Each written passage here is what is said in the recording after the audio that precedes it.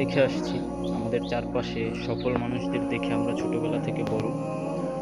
তো আমাদের মনে হতে পারে যে তাদের সফলতা আমরা দেখতেছি, অনেককে দেখতেছি তারা সফল, আমরা ভাবতেছি আমরাও তাদের মতো সফল হব।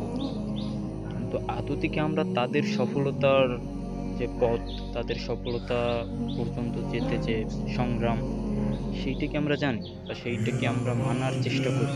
হ্যাঁ, জীবনে তোমার আইডল থাকতে পারে, তুমি কাউকে ফলো করতে পারো অবশ্যই।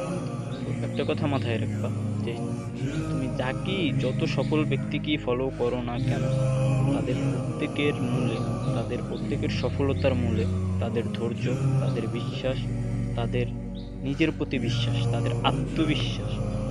তো এই ক্ষেত্রে নিজের প্রতি আত্মবিশ্বাস রাখতে হবে। নিজে আত্মবিশ্বাসী হও, নিজে ধৈর্য ধরো, নিজে পরিশ্রম করো। অন্যথায় তুমি যে কোনো বিষয়, যে কোনো ছোট ছোট সফলতাও তুমি অর্জন করতে পারবে না।